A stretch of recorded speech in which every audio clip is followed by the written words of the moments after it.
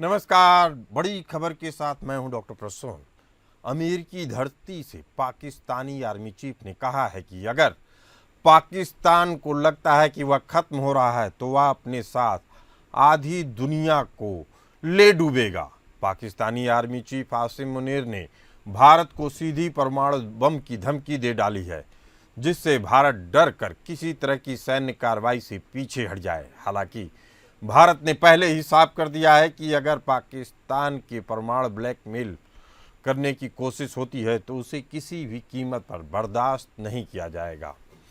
पाकिस्तान के सेना प्रमुख आसिम मुनीर ने अमेरिका की धरती से भारत को परमाणु हमले की धमकी दी है।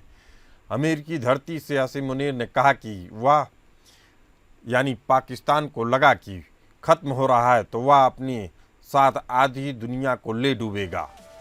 जनरल मुनीर का यह बयान अमेरिका के टैंपा शहर में एक निजी कार्यक्रम के दौरान दिया गया, जो एक पाकिस्तानी बिजनेसमैन द्वारा आयोजित किया गया। यह पहली बार है कि जब किसी देश ने अमेरिकी जमीन से किसी दूसरे देश को परमाणु हमले की धमकी दी है। मुनीर ने भारत पर सिंधु जल संधि समझौते को लेकर भी निशाना साधा और धमकी दी कि अगर भारत ने सिंधु नदी पर कोई बात बनाया तो उसे पाकिस्तान 10 मिसाइलों को दाग करके नष्ट कर देगा। जनरल मुनीर का दावा है कि उसके देश के पास हथियारों और मिसाइलों की कोई कमी नहीं है। पाकिस्तान के सेना प्रमुख जनरल आसिम मुनीर की अमेरिका की धरती से भारत को एक गंभीर धमकी अभूतपूर्व घटना है। यह पहली बार है कि किसी देश ने अमेरिकी जमीन पर किसी दूसरे देश को परमाणु हमले की धमकी दी है। भारत ने इस तरह की धमकियों का कड़ा विरोध किया है और भारत का रुख हमेशा से स्पष्ट रहा है कि वह किसी भी तरह के आतंकी हमले को युद्ध की कार्रवाई मानेगा।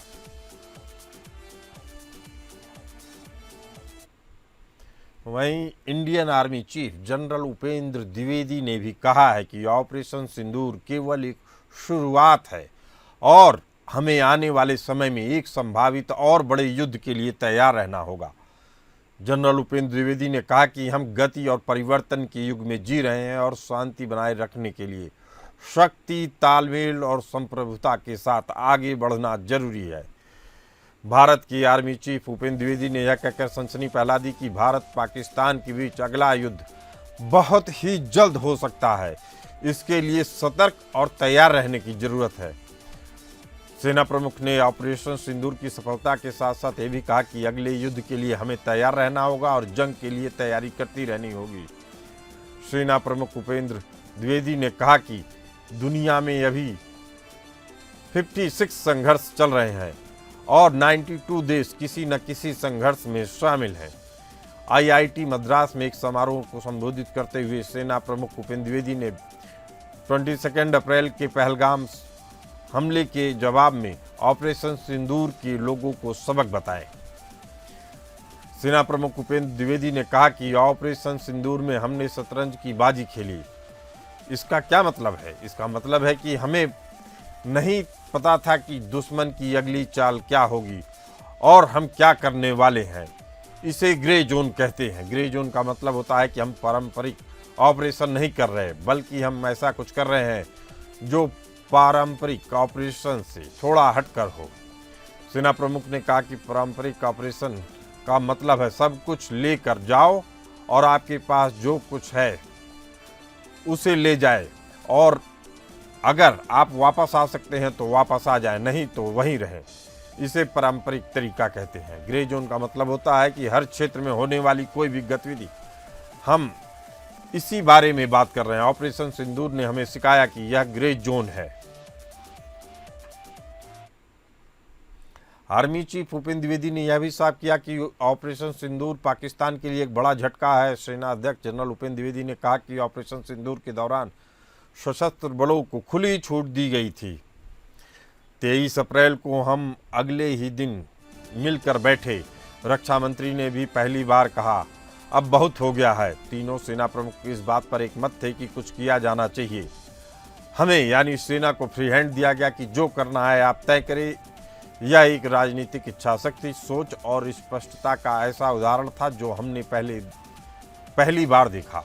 25 अप्रैल को हमने उत्तरी कमान गए। वहां हमने सोचा, योजना बनाई, अवधारणा तैयार की और फिर उसे अमल में लाए।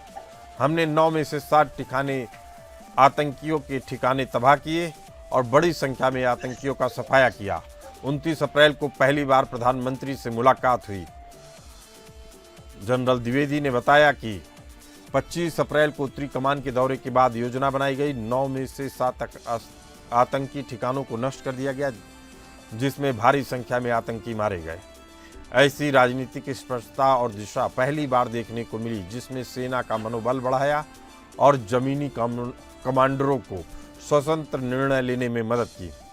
सोशल मीडिया और अन्य माध्यमों का संदेश पहुंचाकर न केवल भारतीय जनता बल्कि विरोधी और तटस्थ देशों के नागरिकों पर भी प्रभाव डाला गया। आर्मी चीफ भूपेंद्र द्विवेदी ने कहा कि असली जीत दिमाग में होती है। अगर हम पाकिस्तान की माने तो उनके सेना प्रमुख फील्ड मार्शल बन गए तो वे इसे अपनी जीत समझेंगे।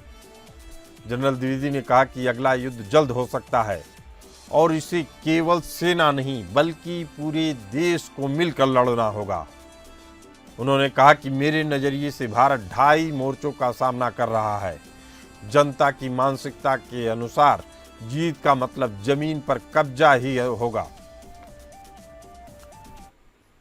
लेकिन सवाल है कि ये 2.5 मोर्चे वाली थ्योरी है क्या और इसका मतलब क्या है कि 2.5 मोर्चे पर युद्ध लड़ने की थ्योरी भारत की सुरक्षा चुनौतियों का एक महत्वपूर्ण हिस्सा है। इस थ्योरी का मतलब है भारत को एक साथ 3 मोर्चों पर संघर्ष के लिए तैयार रहना होगा। आपको बता दें कि पहला मोर्चा चीन के साथ भारत की लंबी और विवादित सीमा है। चीन लगातार सीमा पर अपनी सैन्य ताकत बढ़ा रहा है और अक्सर घुसपैठ की कोशिश करता है। 1962 में भारत चीन युद्ध हो चुका है और सीमा पर लगातार तनाव बना हुआ है। दूसरा मोर्चा यानी पाकिस्तान के साथ भारत की पश्चिमी सीमा पर तनाव हमेशा बना रहता है। पाकिस्तान पर आयोजित आतंकवाद और सीमा पार से होने वाली घुसपैठ एक गंभीर चुनौती है। दोनों देशों के बीच कई युद्ध हो चुके हैं। आधा मोर्चा यानी आंतरिक सुरक्षा। इस आधे मोर्चे का मतलब होता है भारत के भीतर मौजूद आंतरिक सुरक्षा चुनौतियां। इसमें आतंकवाद, उग्रवाद, नक्सलवाद और भारत के भीतर अन्य तरह की उथल पुथल शामिल है। ये चुनौतियां सेना और सुरक्षा बलों को व्यस्त रखती हैं और राष्ट्र की एकता और अखंडता के लिए खतरा पैदा करती हैं। यह थ्योरी मुख्य रूप से भारत के मुख्य chief of defence staff CDF general Vipin Rawat से जुड़ी है। उनके अनुसार ये आंतरिक चुनौतियां देश की सुरक्षा के लिए उतनी ही खतरनाक हैं जितनी कि बाहरी खतरे। हालांकि इस बात की पुष्टि अमेरिकी रक्षा विभाग पेंटागन की annual report on military power of China 2023-24 में भारत चीन सीमा तनाव और पाकिस्तानी आर्मी यानी PLA की संदिग्ध तैनाती की चर्चा है। इसके अलावा अमेरिका की डिफेंस इंटेलिजेंस एजेंसी यानी DIA की assessment on south Asia report में भी पाकिस्तान और भारत के तनाव और उसके परमाणु खतरों का भी विस्तार से विवरण दिया गया है। रिसर्च संस्थान रैंड कॉरपोरेशन की हालिया रिपोर्ट्स 23-24 जिसे China's military aggression against India risk and response 2023 में चौंकाने वाली बातें हैं। चीन LAC पर सीमित युद्ध की रणनीति अपना सकता है। भारत के लिए 2 मोर्चे वाले युद्ध का जोखिम हमेशा रहेगा अगर पाकिस्तान का साथ चीन दे और चीन पाकिस्तान का साथ दे। रिपोर्ट में पाकिस्तान के टैक्टिकल न्यूक्लियर वेपन्स से भी भारत को खतरा बताया गया है। ये रिपोर्ट 3 मोर्चों यानी चीन, पाकिस्तान और आंतरिक सुरक्षा को सीधे तौर पर नहीं बताती, लेकिन इनसे इन्हीं तरह के खतरों का विस्तार से विश्लेषण किया गया है।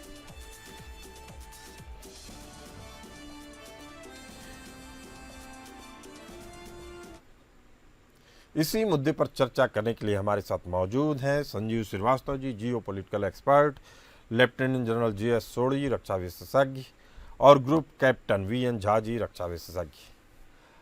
पहला सवाल हमारे संजीव श्रीवास्तव जी आपसे, अगर आपको क्या लगता है कि अगर भारत पाकिस्तान के बीच युद्ध हुआ तो क्या यह परमाणु युद्ध की शक्ल लेगा? अगर लेगा तो क्या चीन पाकिस्तान के साथ इस युद्ध में शामिल होगा आज के दौर में? देखिए प्रसून जी, मेरा ऐसा मानना है कि परमाणु युद्ध सस्टेनेबल नहीं हो सकता, एफोर्डेबल नहीं हो सकता। कोई भी बड़ा से बड़ा तानाशाह, कोई कट्टरपंथी मुल्ला मुनीर जैसा जो नेता है, वो परमाणु अस्त्र के इस्तेमाल का दुस्साहस नहीं कर सकता। किम जोंग उन से भी अगर आप उसकी मानसिकता को भी अगर समझें तो जाहिर है कि वो भी परमाणु अस्त्रों के इस्तेमाल का दुस्साहस नहीं कर सकता, क्योंकि उसका रीजन बहुत स्पष्ट है कि ये अगर वो परमाणु युद्ध अगर वो करेंगे तो वो उनके स्वयं के विनाश का कारण बनेगा। और यदि भारत और पाकिस्तान के बीच में किसी युद्ध की स्थिति में किसी ने ऐसा जो साहस कर दिया पाकिस्तान की तरफ से, तो फिर पाकिस्तान का जो पूरा अस्तित्व है वो वर्ल्ड मैप में अगले दिन नहीं दिखेगा। ये बात भी स्पष्ट है।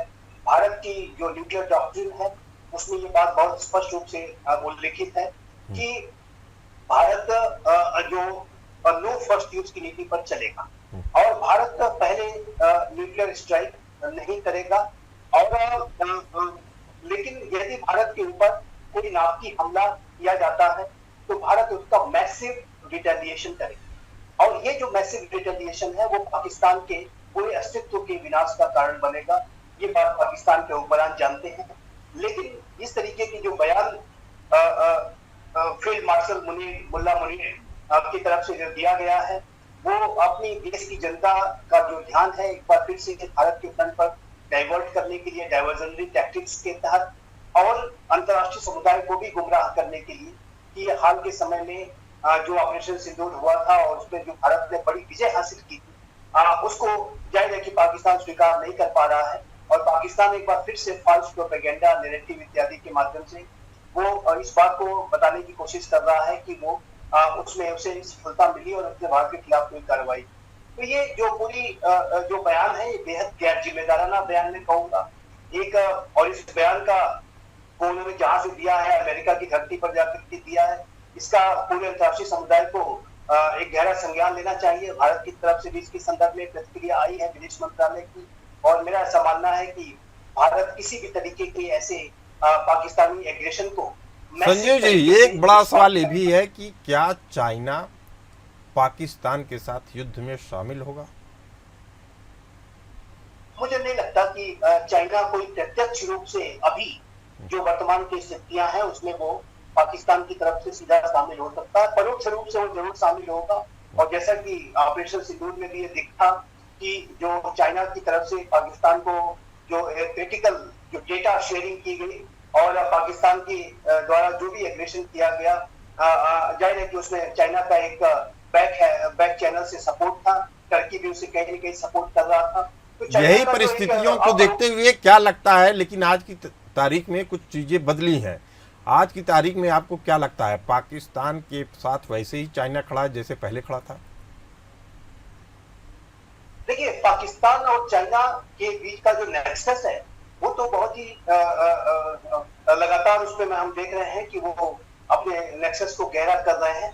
और चाइना पाकिस्तान को एक उपनिवेश के तौर पर भी देखता है, और एक चाइना अपने आने वाले भविष्य में पाकिस्तान को जिस तरीके का उपनिवेशीकरण कर रहा है, एक बड़ा लोन उसने दे रखा है सीपीसी के माध्यम से, और वो पाकिस्तान की टेरिटरी का जो इस्तेमाल है वो भारत के खिलाफ करने की साजिशें रच रहा है। भारत की territory Pakistan occupied Kashmir legal Pakistan में भारत की अनुमति के बिना उसने प्रोजेक्ट चला रखे हैं।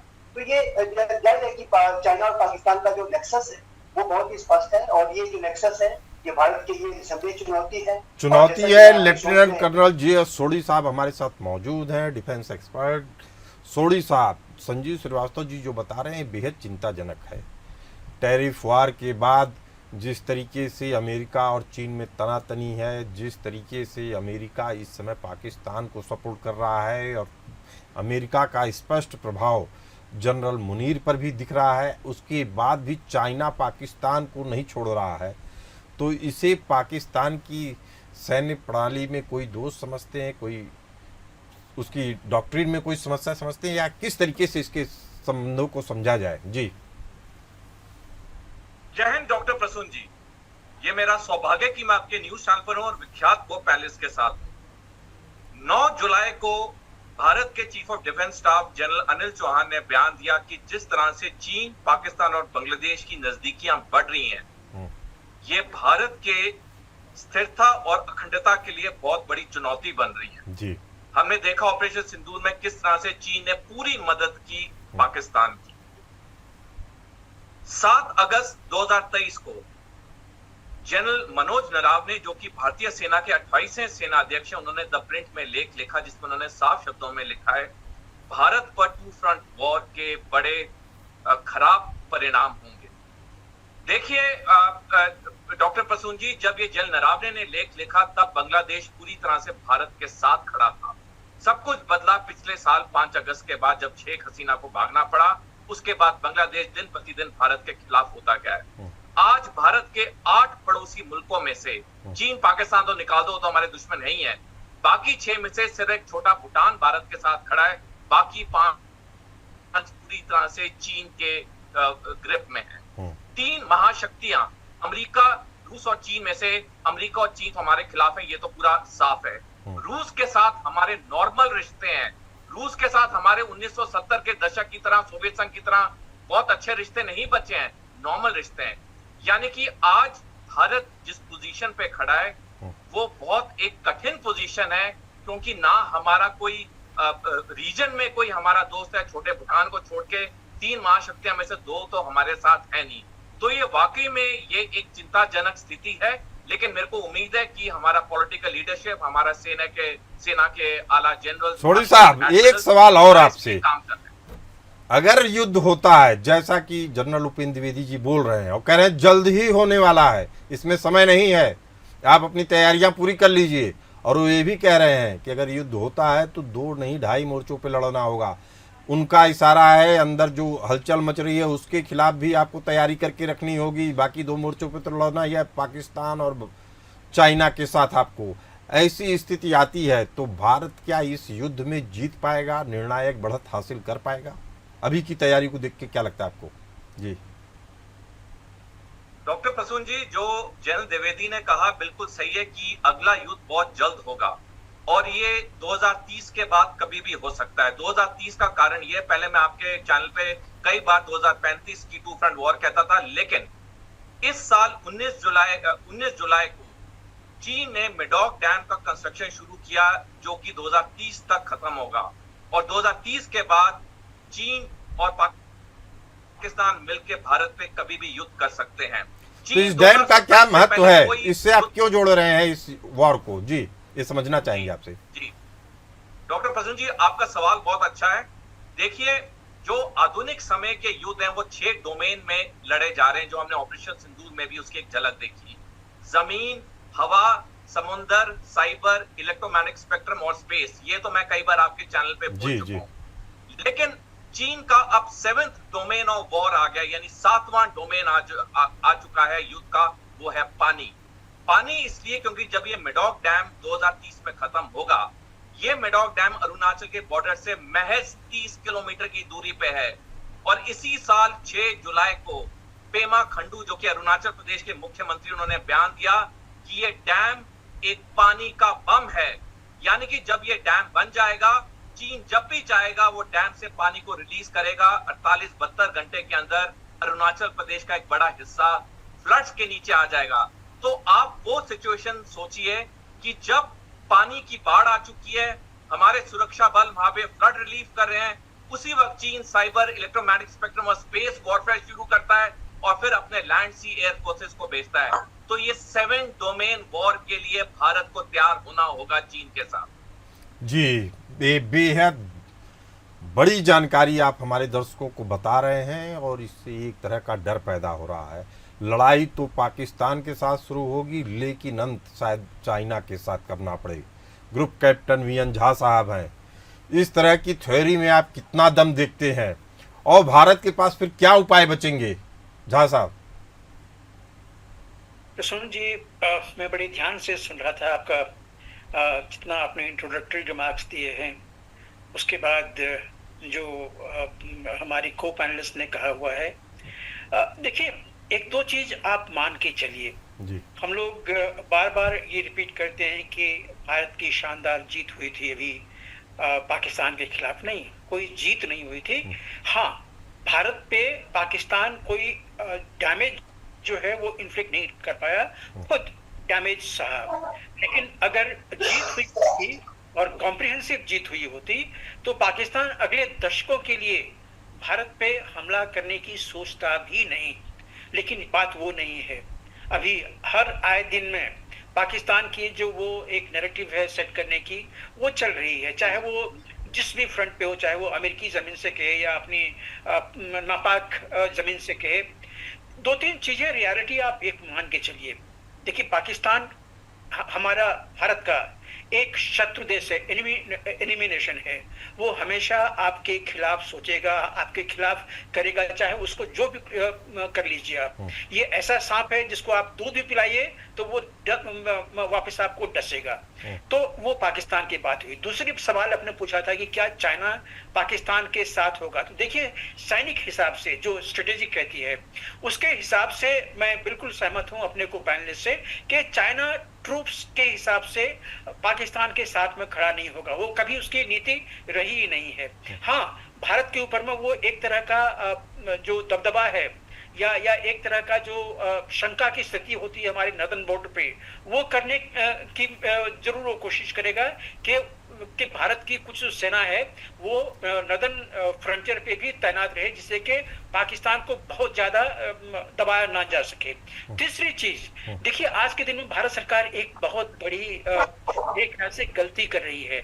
देखिए, जो हमने एक प्रण लिया था न्यूक्लियर डॉक्ट्रिन का, ये हमने इमीडिएटली वाजपेयी जी ने जो लिया था अपने एटॉमिक परीक्षण के बाद में, स्थितियां बहुत कुछ बदली है उसके बाद से। आपको उसको रिव्यू करना पड़ेगा। देखिए, उन दिनों में न्यूक्लियर आर्सेनल जो होते थे वो सीधा और सीधा स्ट्रेटेजिक वेपन होते थे। लेकिन आज के दिन में कई लोग बात करते हैं टैक्टिकल न्यूक्लियर वेपन्स की। तो देखिए, भारत को अपना एक बड़ा सीधा नीति बनाना पड़ेगा कि भारत के ऊपर में अगर कभी भी किसी भी तरह का न्यूक्लियर हमला होगा तो वो टैक्टिकल के हिसाब से नहीं देखा जाएगा, वो स्ट्रेटेजिक के हिसाब से देखा जाएगा।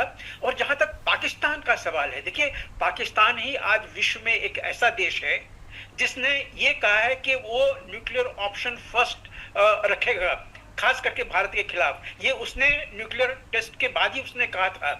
तो इसका संज्ञान भारत को लेना चाहिए, चाहे वो हमला करे या ना करे, ये अलग बात है। लेकिन इसका संज्ञान लेके भारत को एक अपनी बिल्कुल स्पष्ट नीति बनाना चाहिए, स्पष्ट नीति बनानी चाहिए। और कई बार मौजूदा राजनीतिक नेतृत्व ने, चाहे राजनाथ सिंह जी हो, चाहे प्रधानमंत्री हो, डायरेक्ट में उन्होंने इशारा कर दिया है कि अगर परमाणु युद्ध की आशंका बनती है तो भारत अपने ऊपर हमला होने का इंतजार नहीं करेगा, फिर हम उसी स्तर पे जवाब देंगे। संजीव श्रीवास्तव जी, अगर मान लीजिए परमाणु युद्ध नहीं भी होता है और भारत पाकिस्तान में जैसा कयास लगाए जा रहे हैं और आर्मी के आला दर्जे के अधिकारी आशंका जता रहे हैं कि युद्ध हो सकता है और जल्द हो सकता है, तो ऐसे में दक्षिण एशिया में क्या शक्ति संतुलन बदलेगा और भारत के पास क्या उपाय होंगे अपने दबदबे को कायम करने के लिए? जी देखिए प्रसून जी, चूंकि भारत और पाकिस्तान दोनों के पास न्यूक्लियर वेपन्स हैं और हम एक न्यूक्लियर कंडीशन में ही जो ये कॉन्फ्लिक्ट्स हैं वो करेंगे। तो ऐसे में जो कोई फुल फ्लेजेड वॉर जो कि 3 युद्ध हम फुल फ्लेजेड तरीके से हम लड़े, उस तरीके का युद्ध तो अब संभव नहीं है, लेकिन लिमिटेड वॉर जरूर संभव है। और कारगिल का जो युद्ध था वो एक लिमिटेड वॉर था। अभी हमने 3 दिनों का जो ऑपरेशन किया, हालांकि ये युद्ध की घोषणा नहीं थी और ये इसको युद्ध नहीं बल्कि कॉन्फ्लिक्ट जो एक लड़ा गया 3 दिनों का, वो अवश्य उसमें भारत को विजय हासिल हुई है, लेकिन युद्ध की कोई घोषणा नहीं हुई थी। और भारत का जो भी ऑपरेशन था वो नॉन एस्केलेटरी था, मेजर्ड था, प्रोपोर्शनेट था और हमने पाकिस्तान के मिलिट्री एक्शन को ही रिस्पॉन्ड किया है। पाकिस्तान के ऊपर जाकर के कोई विजय हासिल करने के मंसूबे के साथ हम नहीं आगे बढ़े, नहीं तो ऐसे में तो पीओके भी हम ले सकते थे।